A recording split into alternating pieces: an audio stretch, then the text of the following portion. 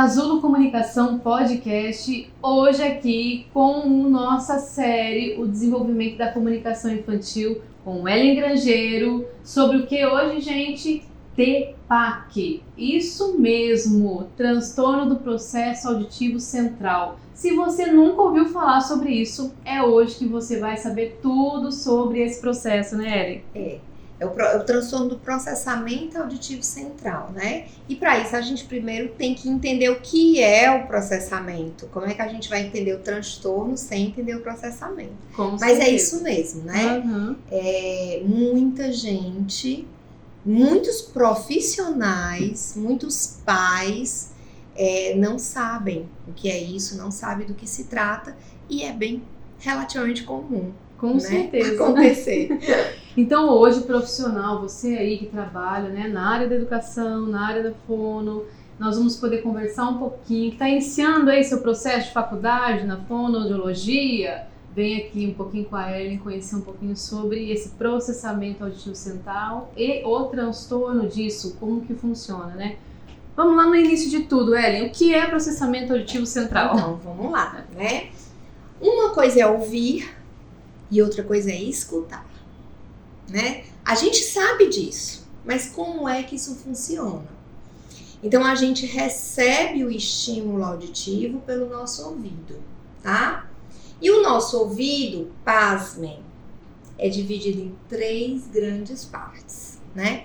Então, a gente costuma dizer, os otorrinos, costumam dizer assim, nós temos 3 orelhas. Nós temos 3 ouvidos. Não, a gente só tem 2, né? E porque o nosso ouvido, a nossa orelha é dividida em 3 partes. Então, a gente tem a orelha externa, que é essa parte aqui do pavilhão, e esse conduto aqui, esse caninho, tá? Que a gente não pode colocar os cotonetes, só um adendo. Então, esse cantinho que vai até a membrana timpânica, tá certo? A membrana timpânica, também conhecida como tímpano, né? Ela divide a orelha externa da orelha média. Então, o estímulo auditivo vem do ambiente, ele é uma onda, né? Todo mundo lembra, eu espero que todo mundo lembre, da onda sonora, certo? Da onda sonora. Aquela onda que a gente, lá na escola, a gente aprendia, que você joga uma pedrinha no lago e a pedrinha propaga aquelas ondas, né? O som também é assim, então o som é mecânico. Então ele entra pelo ouvido, quando ele chega no tímpano, como ele é mecânico, ele é uma onda, ele mexe o tímpano. Quando ele mexe o tímpano, existem 3 ossículos, são os menores ossículos do nosso corpo, o martelo, a bigorna e o estribo, que estão integrados. E como a membrana do tímpano, olha só, gente, como é interessante, como a membrana do tímpano, ela se mexe, eles que estão interligados se mexem também. E aquele som, aquela onda, vai passando. É assim que ela passa. Sabe quando a gente sobe no avião e o ouvido fica tapado?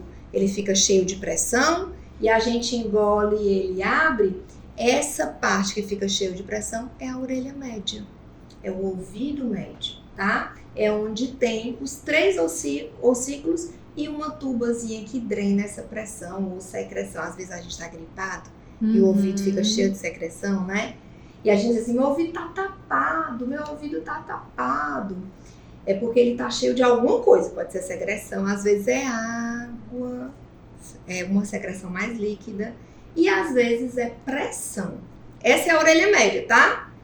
Quando o som passa pela orelha média, ele entra num caracol. Tem tudo isso dentro do ouvido da gente? Tem. Esse caracol já faz parte do ouvido interno, da orelha interna. E aí, gente, dentro desse caracol tem um monte de cílio, de pelinho. Esses cílios vão transformando o que é estímulo mecânico em estímulo elétrico. Por quê? Porque daí eles vão pegar um nervo auditivo e vão para o cérebro. E o cérebro, ele só recebe estímulo elétrico. No cérebro, gente, existe uma eletricidade tempo Grandiosa. inteiro, certo? Então, se a onda, que é mecânica, vem mecânica do meio ambiente, não se transformasse em estímulo elétrico, Não ia processar. não ia processar. Você usou a palavra certa. O cérebro não ia saber o que fazer com ela, né? Então, por conta disso que o nosso ouvido, ele faz essa... Tem até um desenho muito legal, que é de um surfista surfando uma onda. Ele está surfando a onda auditiva. Aí ele vai passando por todas as partes do ouvido até se transformar em eletricidade. Esse estímulo, esse impulso elétrico, ele vai para o cérebro e no cérebro ele vai ser analisado, interpretado, ele vai ser separado de outros estímulos, ele vai ser ele fica junto com outros estímulos, ele vai receber integração, interação com outros estímulos, separação, ele vai ser discriminado, ele vai ser separado de outros estímulos. Tem uma série de habilidades que só o cérebro consegue fazer. Isso a gente está falando em questão de... milésimos de segundo. Né? Acontece tudo isso pra E gente uma poder... outra coisa, quando ele interpreta o som, aí é que ele decide o que ele vai fazer em relação a isso. Certo? Vou dar um exemplo para vocês. A gente está dirigindo um carro, tá? Tá aqui dentro do nosso carro. E a gente escuta o som de uma ambulância. A primeira coisa que a gente tenta fazer é localizar. A gente não sabe. É muito difícil a gente estar aqui no carro e a gente saber se a ambulância tá vindo de trás, tá vindo da frente, da rua que tá assim, tá vindo de um lado, aí não sabe. Até porque a gente costuma dirigir o carro com os vidros fechados e com o rádio ligado. Mas mesmo assim a gente ainda consegue escutar o som da ambulância. Vocês terem noção de como o som da ambulância é alto. Aí o som da ambulância vem. Aí a gente para, uma ambulância. Por que a gente tem que fazer essa interpretação? Porque como motorista a gente tem que afastar o carro. A gente já sabe do procedimento que eu vou ter que tomar. A gente já sabe, certo? E isso a gente faz muito rápido. muito rápido. E tem que ser muito rápido. E tem que ser muito rápido, né? Da mesma forma, uma pessoa que está atravessando uma rua. A pessoa está atravessando a rua, aqui no celular, muito dispersa, né? Do que está acontecendo. E aí o carro vem. É o carro. Tá! Quando ele dá aquela buzinada, imediatamente você vai para trás. Então, assim, aquilo ali no milésimo de segundo o cérebro, ele captou a onda sonora, ele entendeu que aquilo é um carro vindo, alguma situação de perigo, imediatamente você reage, né? Então, não é só ouvir, é entender o que você ouviu, processar a informação que você escutou e saber o que fazer com ela. E saber o que fazer diante daquela informação, né? Crianças não sabem o que fazer na hora de atravessar uma rua. Então, aí ela vai aprender esse comportamento. Ela vai criando repertório de comportamento diante da situação da vida e nós vamos ensinando isso a elas, né? Exatamente. Isso vai sendo armazenado para que nesse momento do processamento ela acione a ação certa e correta para que ela Isso age. mesmo. Algumas coisas, elas são reativas, né? Então, como se afastar do perigo, né? São reativas. Você vê que, por exemplo, até animais, eles tendem, quando eles vão atravessar a rua, se você der uma buzinada, eles tendem a voltar, né? Existe a tendência de voltar. É reativo. Mas outras coisas são aprendidas mesmo, né? São passadas, são transmitidas e precisam ser processadas, armazenadas, são comportamentos, né, Josi? Então, assim, o que é o processamento auditivo central? Essa capacidade que a gente tem de pegar um estímulo mecânico, um estímulo sensorial, que entrou por um órgão sensorial nosso e a gente interpretá-lo. Para isso, a gente vai mobilizar várias habilidades cognitivas que são habilidades cognitivas auditivas, né? A gente precisa localizar o som, a gente precisa discriminar o som, a gente precisa reconhecer esse som, a gente precisa separar esse som de outros sons do meio ambiente, né? A gente precisa fazer aquele trabalho de figura-fundo. O que é importante, eu destaco. O que não é importante, eu descarto, né? A gente precisa analisar esse som. Então, a gente precisa fazer a gente precisa mobilizar inúmeras habilidades, principalmente com o nosso lobo temporal, tá? Mas os outros lobos também são responsáveis. Por exemplo, as nossas ações motoras estão muito relacionadas à nossa parte frontal do nosso cérebro. Então, a gente não pode falar que o cérebro só funciona uma parte ou outra parte. Ele é integrado, né? Então, eu preciso integrar essas ações para poder reagir e saber como reagir àquilo ali. É interessante, gente, como o ouvido ele pode ser treinado, né? Então, por exemplo, nós fonoaudiólogos, nós temos um ouvido, principalmente os fonoaudiólogos que trabalham com voz.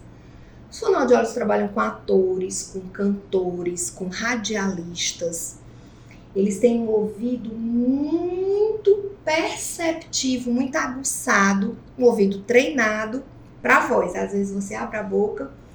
Em geral, um fonoaudiólogo faz isso, mas se for um fonoaudiólogo especialista em voz, ele faz isso com muito mais primor. Ele chega e diz, você tá rouca hoje. Sua voz tá rouca, não tá? Você tá fanha? Mas é muito rápido. Você falou uma palavra, nossa, você já notou? Eu tô rouca mesmo. Você já notou?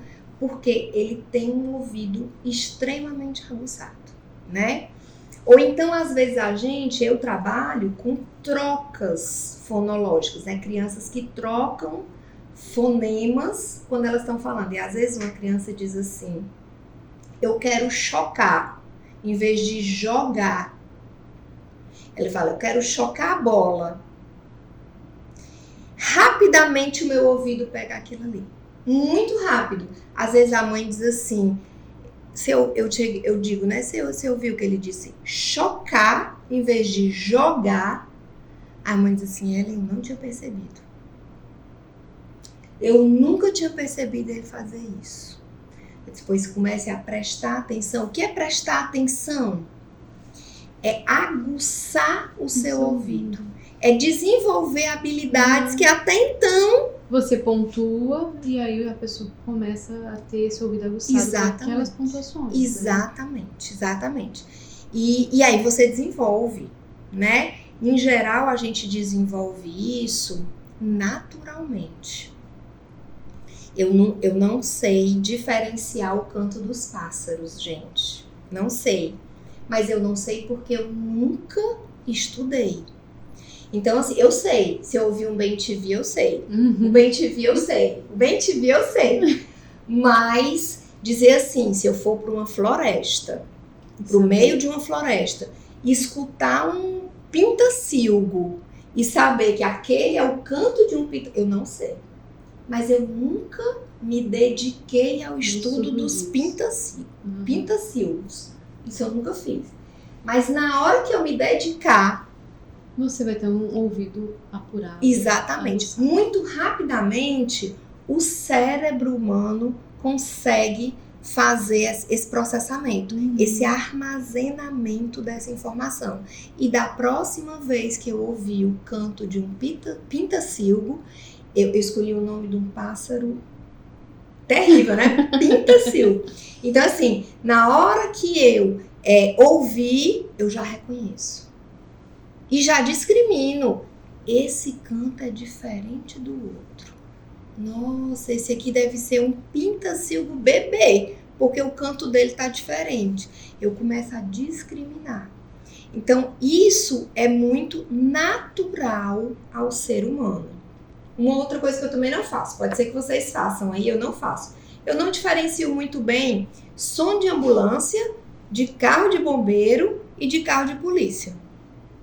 eu não diferencio muito bem. Eu sei que tem uma sirene tocando, mas eu não sei de dentro do meu carro se é a ambulância, se é... Você sabe, Josi? Olha, eles Com costumam facilidade. variar nos sons também, né? Tem essa dificuldade também, que eles também não dificultam a nossa vida. Porque eles não usam um único som. Mas eu tenho Uma certa, né? Olha sim. só, morou em São Paulo, já tem mais habilidade com ambulância, com polícia. Eu não tenho, viu, gente? Mas é engraçado. A gente foi passar uns dias em Paris e a gente estava perto de um hospital. Gente, era ambulância de dia, de tarde, de noite, de madrugada, né? No hotel que a gente estava. Mas eu voltei diferente pro som de ambulância. Se eu ouvir um som de ambulância, eu sei que é de ambulância. E se eu falar pra você que aqui eu fiquei mais perspicaz nesse som porque morava numa rua do lado do hospital. Era o tempo inteiro o som da ambulância ali. É como se o seu ouvido estivesse sendo exposto àquilo ali e estivesse desenvolvendo a habilidade para discriminar aquele som. Então você pode até ouvir o som do carro de bombeiro. Você não sabe que é do carro de bombeiro, mas você diz assim, não é uma ambulância. Eu não sei se é um carro de bombeiro, se é um carro de polícia, mas ambulância não é. Porque você já está muito, né? Então isso, esses processamentos, essas habilidades, a gente desenvolve naturalmente. A gente não precisa que ninguém ensine a gente, né? A gente expõe o ouvido e a gente vai desenvolvendo. Mas, em algumas situações, alguns indivíduos não fazem isso com essa facilidade, certo? Por inúmeros motivos, os fatores são variados. Eu vou citar um porque eu quero que as mamães e os papais fiquem atentos. Otites de recorrência. Aquela criança que tem muita otite. Ou aquela criança que gripa muito, que é alérgica e que vive com essa partezinha aqui muito entupida. Porque essa secreção tende a migrar para o ouvido e muitas vezes a criança não sente dor. Muito episódio de sinusite. Episódio de sinusite. Isso tudo, asites muito recorrentes, né? Que, na verdade, eu até vou chamar a atenção, porque está ficando cada vez mais recorrente. Com certeza. O que mais a gente vê, né? Na escola mesmo. Na escola, principalmente, né? Assim. Então, crianças alérgicas, crianças que gripam com muita facilidade, acumulam secreção com muita facilidade. Muito cuidado, porque otites de recorrência são fatores causais para transtorno de processamento auditivo central. Então, como essa entrada do som, ela ora funciona, ora não funciona, ora funciona, ora não funciona, a interpretação do que entra também fica comprometida. Então, um ponto para a gente deixar bem claro, não é algo que nasce dessa forma, né? Não. A gente está falando de um transtorno, ele vai ser ao longo da vida, né? Alguns fatores podem ocasionar esse transtorno, né? E um deles são otites de repetição. Eu chamo a atenção, gente, porque quando a gente ouve o nome otite, a gente só pensa naquela criança chorando muito. E nem toda otite, ela é dolorosa. Então, se uma criança tiver com o ouvidinho cheio de secreção, o som não vai passar. E muito raramente ela vai olhar para a mamãe e dizer assim, eu tô achando que meu ouvido tá tampado. Porque não dói. Um ouvido tampado não dói. Ele incomoda. Ele incomoda. Pode ser que ela pegue mais um ouvidinho, né? Mas pode ser até que ela não faça nem isso. Porque como ela não tem referência, nós temos. Ela se ouvir daquela forma. Exatamente, Júlia. Exatamente. Então ela não tem nem referência. Então, muito cuidado com isso, gente. Porque a maioria das vezes, quando a gente recebe crianças com transtorno de processamento auditivo central no consultório, a criança tem um histórico de alergias respiratórias, de sinusites, de otites, Então, tem que ter cuidado com isso, né?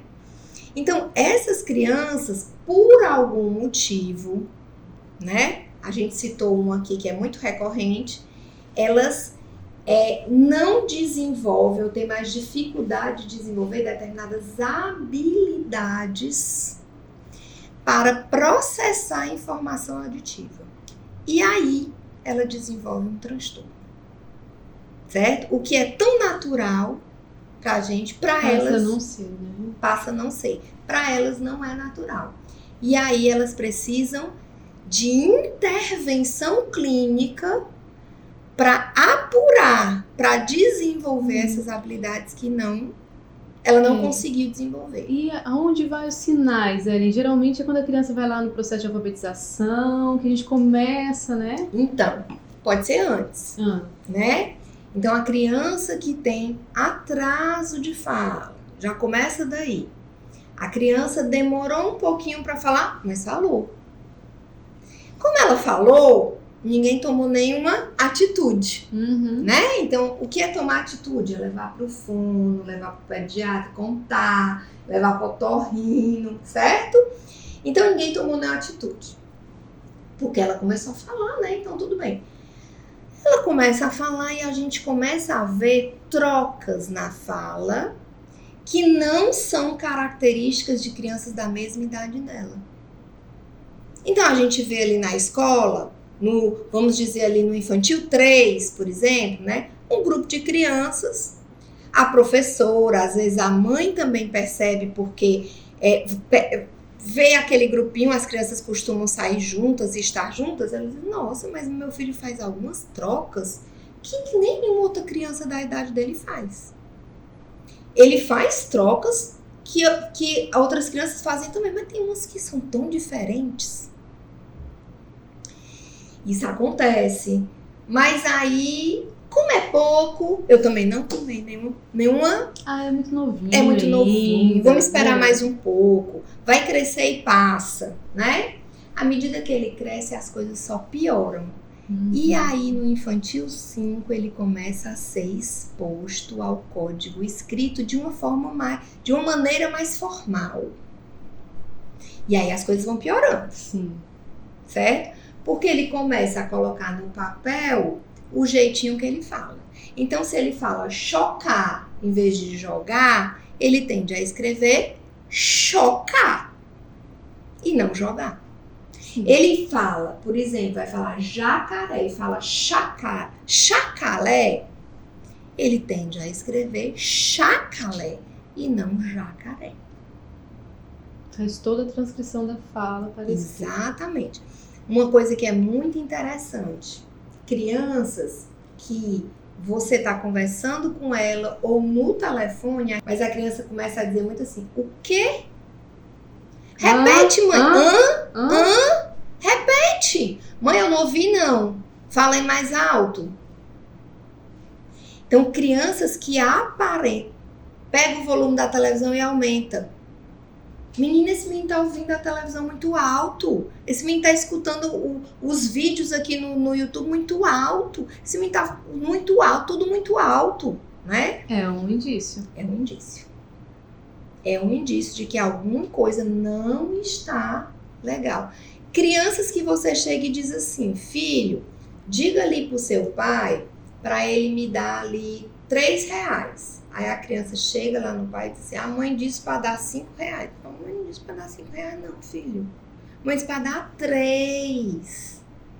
Não foi 5. Então ele começa a entender coisas diferentes. E aí ele vai passar um recado e passa um recado errado. E aí tem uma confusão ali que a gente percebe muito grande dos pais com relação à atenção, né? Fazem essa associação, ele é desatento, essa criança é desatenta. Começa muita associação, né? Exatamente. Atenção, concentração, dispersão, estão todas interligadas a questões vinculadas à audição. Então a gente tem que prestar muita atenção nisso também, né? Porque você tá certíssima, Josi. Eles tendem a dizer assim, esse menino é muito né, desatento. Nossa, eu tô falando, não presta atenção no que eu tô presta falando. atenção E na no que eu verdade tô ele não tá processando a processando a informação. informação. Totalmente Exatamente. diferente. Ele tá ali, ele tá atento, ele tá ouvindo, mas não processa aquela informação. Exatamente. Mas aí ela diz, a mãe diz assim, mas é só botar um videogame na Pronto. frente dele que. Mas o videogame é totalmente visual. Uhum. É uma informação completamente diferente. É um processamento completamente diferente. É visomotor, visomotor, visomotor. Né? Então é bem diferente. Então é isso mesmo. Então são indícios que a gente precisa ficar atenta, porque pode ser que a criança não esteja escutando bem, pode ser que ela esteja escutando bem e não esteja entendendo a informação que ela escutou. Eu não lhe disse isso, filho, eu lhe disse outra coisa. Você entendeu errado. Então, às vezes, a gente tá muito com esse discurso, né? Nossa, doutora, a mãe chega assim, nossa, eu não posso dar um recado para ele. Porque do quarto para a sala, ele esquece o recado. Volta, né? O que foi, mãe, que tu disse? Mesmo? Isso mesmo. E isso são indícios importantes, né? Então, assim, a criança está pedindo que você repita muito. A criança está aumentando o volume das coisas. Pede para você falar mais alto. Fica o quê, mãe? Né? Demonstra sinais de dispersão, de desatenção, né? Diz que não compreendeu o que você falou. Você pede para ele fazer, a gente chama isso de comando. Você dá um comando e ele responde de outra forma, ele não diz que não entendeu, ou faz outra coisa. Você pede para ele ir na cozinha buscar um suco, ele traz uma água. Ele traz uma laranja. Ele não vai na cozinha, ele vai no quarto, né? Então, fiquem atentos em relação a isso. Conversem, o pediatra é o médico que está mais próximo a essas crianças. Sim. Conversem com o pediatra vai encaminhar para os profissionais, para o otorrino, que é um médico que vai saber olhar melhor para esse ouvidinho, tá? E aí para um fonoaudiólogo, que é quem de fato faz o exame, ele que realiza o exame do transtorno do processamento auditivo. Então, né? O diagnóstico ele é feito através de um exame. Exame, exatamente. Vamos deixar bem claro isso, né? Não é só clínico, né? Não é só clínico, né? Existem sinais clínicos e assim que eles são evidenciados, a gente pede logo o exame, né? Atenção, o exame do processamento auditivo central, ele é um exame que tem vários parâmetros. E os parâmetros, os protocolos do exame, eles são validados a partir dos 7 anos de idade. Isso não quer dizer que uma criança menor não tem um transtorno, mas isso quer dizer que ela não vai conseguir ser validada no exame. Então, assim, ela não tem, muitas vezes ela não tem cognição para fazer o exame, para responder o exame, né? Então, assim, mesmo que ela não possa ainda fazer o exame, a gente, clinicamente, o fonoaudiólogo, clinicamente, já pode estar estimulando aquele ouvido, sim, certo? A partir do momento que a gente desconfia, né? Mas o exame é feito por um fonoaudiólogo audiologista. É um fonoaudiólogo especializado. Não são todos que realizam. Não são todos, ele tem que ser um audiologista e tem que ser um audiologista que faz o exame, a gente chama, faz o exame do PAC, que é o processamento auditivo central.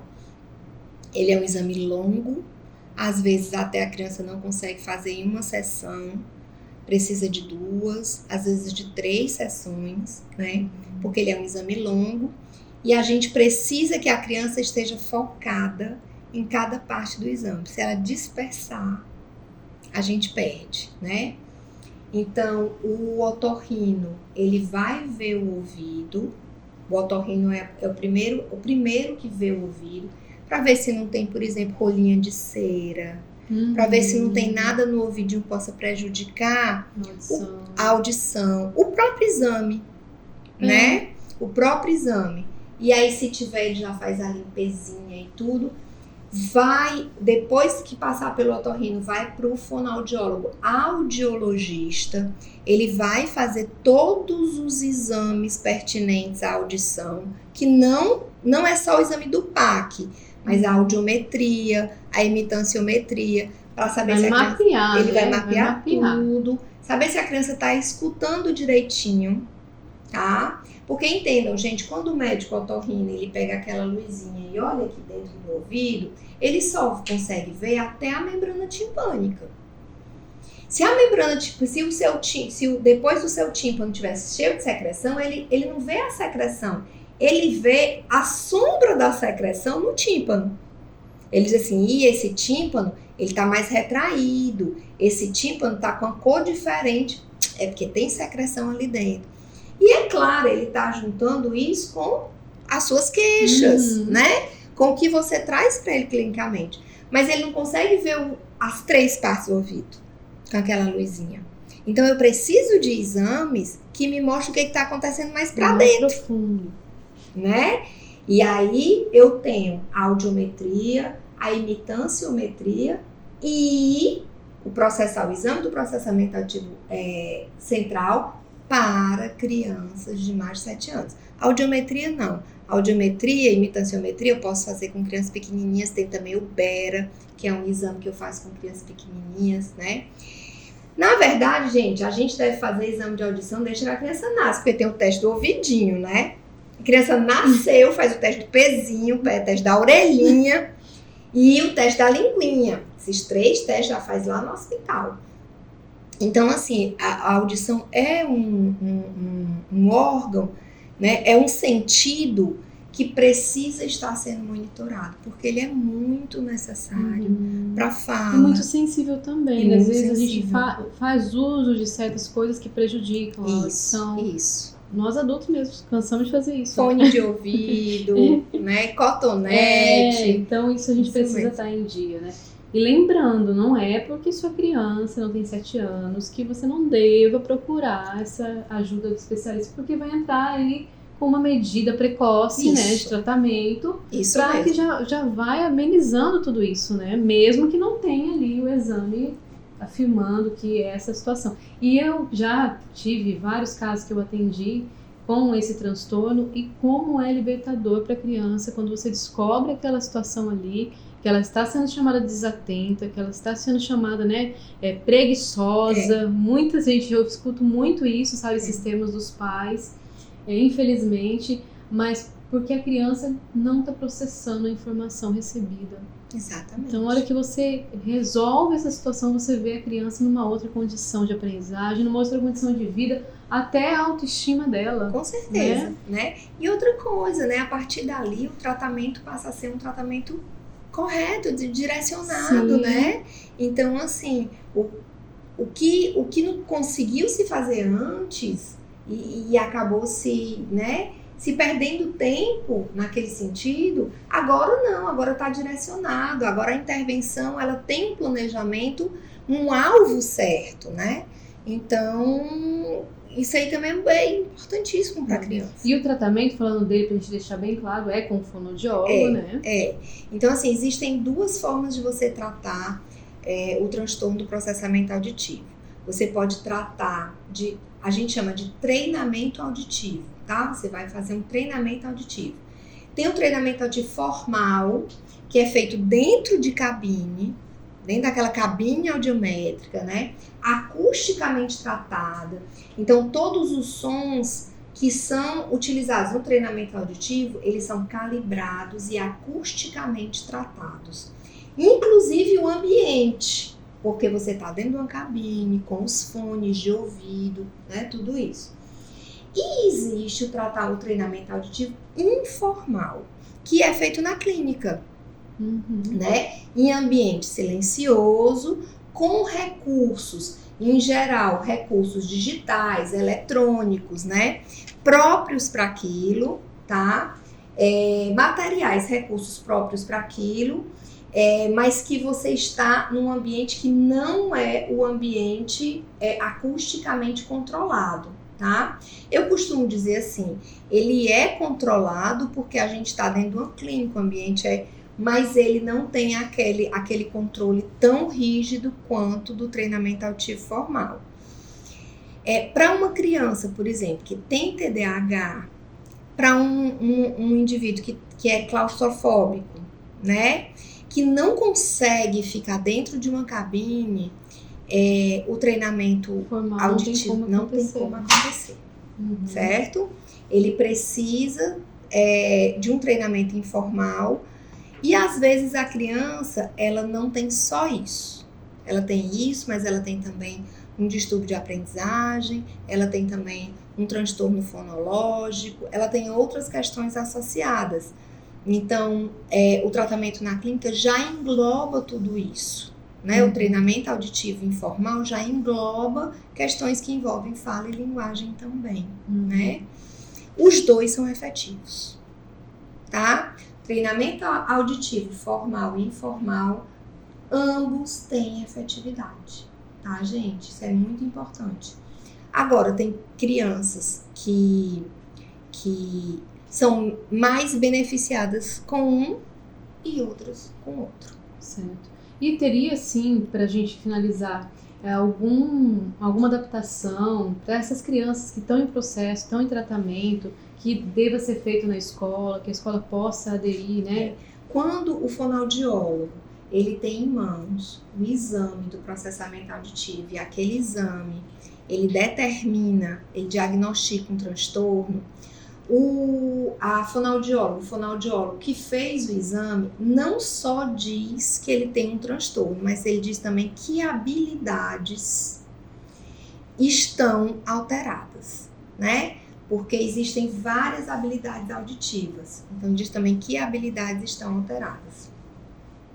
O fonoaudiólogo que vai tratar aquela criança, ele vai focar naquelas habilidades que estão alteradas. E ele deve redigir um relatório, ou entrar em contato com essa escola, ou ir nessa escola, fazer uma visita, uma conversa, uma reunião online, ou uma visita presencial, porque a criança ela vai precisar de adaptações, sim. Às vezes ela vai precisar de um tempo extra numa prova, né, numa avaliação, numa redação, mas principalmente a gente tem que tentar tirar o máximo distratores, principalmente distratores auditivos, para que aquela criança possa ter maior foco. Então é uma criança que dispersa muito fácil, tá? Se aquela criança, por exemplo, tem a habilidade de figura-fundo auditiva alterada, e no momento que ela está na escola, o que o professor fala é figura, e todo o resto é fundo, e ela não tem essa habilidade desenvolvida, para ela tudo é figura.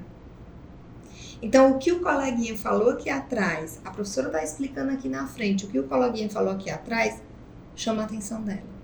Ela não consegue fazer essa separação. Ela não consegue fazer essa separação e ela não consegue deletar, descartar esse estímulo aqui para prestar atenção. Por isso que eu falo que é muito importante, nós que somos profissionais de educação, que trabalhamos com criança, devemos conhecer, né, de fato, essas várias possibilidades, porque imagina o sofrimento de uma criança, né, ser taxada como preguiçosa, como desatenta, quando na verdade ela tem uma dificuldade no processamento auditivo central, né, e não consegue, não é uma condição que ela queira, né? Não é uma situação, eu não quero fazer agora, não, eu não consigo. Então é muito importante que esse profissional saiba abordar, até o pai e a mãe, né? Saber abordar, que palavras dizer, porque quando a gente tem uma condição para ser tratada, para melhorar, muitas palavras que são ditas nesse processo, elas causam situações desagradáveis na vida da criança, né? E depois, para a gente reverter o quadro, é mais demorado. Né?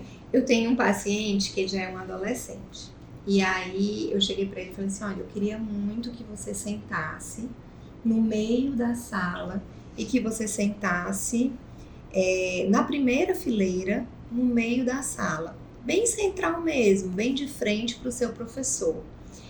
E aí eu percebi que na hora que eu disse, ele ficou mais, né? Eu disse assim, você não quer? Ele disse assim, não, eu não quero. Eu sou alto e me incomoda sentar num lugar tão central. Eu disse, pois vamos pensar num outro lugar. Eu só não queria que você ficasse na última fileira. Mas vamos pensar num outro lugar onde você se sinta confortável, mas que você não disperse tanto, né? Porque por ele ia ficar na geral. Lá atrás, né? E lá atrás, gente, o que é de conversa acontece. É verdade. Né? Então, quanto mais distante eu tô do que seria figura e mais próximo eu tô do que é fundo, aquilo muda. Então, a figura passa a ser a conversa dos colegas e a professora ou o professor passa a ser o fundo, ou seja, o que vai ser descartado. Então, a gente precisa sim, a gente precisa conversar, fazer relatório, né? Fazer adaptações, ver onde é que ele senta, tá? Ver o que é que a gente pode fazer, se é necessário, por exemplo, fazer uma prova com fone de ouvido, para isolar acusticamente o som e ele focar mais na hora da prova, porque na hora da prova eu não preciso escutar nada, eu só preciso focar na prova. Então, será que um fone de ouvido é interessante com abafador, aqueles que abafam o som, né? No momento de uma prova? São adaptações que a gente vai ter que pensar. Mas será que ele vai se sentir diferente, excluído, numa sala de aula se ele colocar um fone de ouvido com abafador? Então a gente precisa ver a realidade que ele está na escola, conversar com a criança, afinal de contas. A gente está falando de crianças um pouco maiores já, né? Que às vezes se sentem que estão... É como se elas fossem colocadas numa posição de vexatória. Ela já entende o que está acontecendo ali, já sabe que vai ter às vezes alguma piadinha dos colegas, né? Então a gente precisa, junto com a criança, junto com os pais, junto com a escola, criar alternativas que favoreçam aquela criança, aquele jovem, aquele pré-adolescente, mas que enquanto a gente está treinando, porque o ouvido ele é treinado, são habilidades que são treinadas, por isso que a gente chama um transtorno, porque ele tem reversão. Então, se você fizer um bom trabalho, você consegue reverter a situação. Embora você tenha aí um transtorno neurológico, mas ele é totalmente reversível.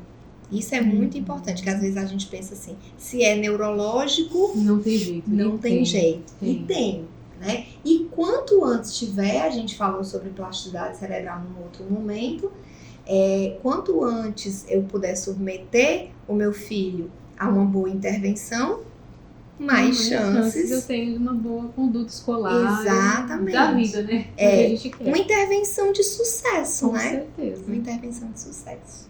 Então fica aí a dica para você, né, que tem uma criança em casa, que está ali numa situação de desatenção muito grande, uma situação de comunicação falha, né? Então tudo isso são pontos que a Ellen disse aqui para nós, trouxe com muita clareza, para a gente ter essa orientação no dia a dia da casa, no dia a dia escolar e poder direcionar nossas crianças para o tratamento correto, né? Isso. Muito obrigada, Ellen, por essas palavras maravilhosas e fica aí para um próximo episódio. Tchau, gente!